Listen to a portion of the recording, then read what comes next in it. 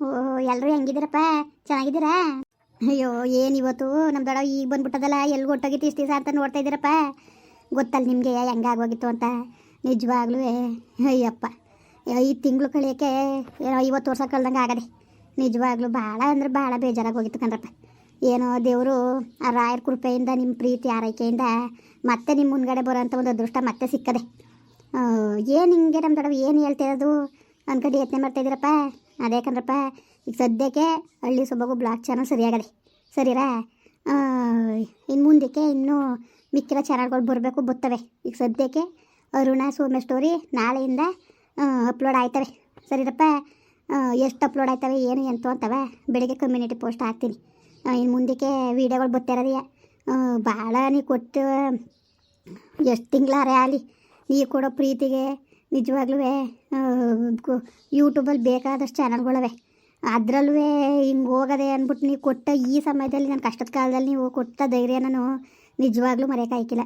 ಇನ್ಸ್ಟಾಗ್ರಾಮಲ್ಲಿ ಕಮೆಂಟ್ ಬಾಕ್ಸಲ್ಲಿ ನೀವು ಕೊಟ್ಟು ಪ್ರೀತಿ, ಇನ್ಸ್ಟಾಗ್ರಾಮಲ್ಲಿ ಎಷ್ಟೋ ಜನ ಮೆಸೇಜ್ ಮಾಡಿ ನಾವಿವಿ ಚಾನಲ್ ಸರಿ ಆದಮೇಲೆ ನಾವು ನೋಡ್ತೀವಿ, ನೀವು ಧೈರ್ಯವಾಗಿರಿ, ಹೆಂಗಾಯ್ತು ಏನು ಪ್ರತಿಯೊಂದು ಅಪ್ಡೇಟ್ಗಳ್ನೂ ಪಾಪ ಕಮೆಂಟ್ ಮಾಡಿಯೋ ಇಲ್ಲ ಮೆಸೇಜ್ ಮಾಡಿಯೋ ತಿಳ್ಕೊತಿದ್ರಿ.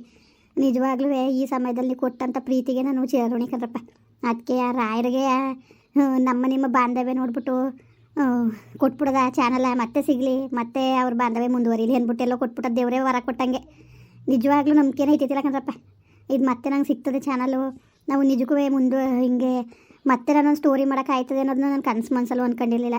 ನಿಜವಾಗ್ಲೂ ಭಗವಂತ ರಾಯರ ದಯದಿಂದ, ಚಾಮುಂಡೇಶ್ವರಿ ದಯೆಯಿಂದ, ನಿಮ್ಮ ಪ್ರೀತಿ ಆರೈಕೆಯಿಂದ ಮತ್ತೆ ಸಿಕ್ಕದೆ ಆ ಚಾನಲ್ಗಳು ಸದ್ಯದಲ್ಲೇ ಸಿಗ್ತವೆ, ಆ ಸ್ಟೋರಿನೂ ಬರ್ತವೆ, ಸರಿರಪ್ಪ? ಈಗ ಸದ್ಯಕ್ಕೆ ಜೀವ ಹೋಗೋರ್ಗೆ ಒಂದು ತೊಟ್ಟು ನೀರು ಸಿಕ್ತಂಗೆ ಈ ಚಾನಲ್ ಸಿಕ್ಕದೆ.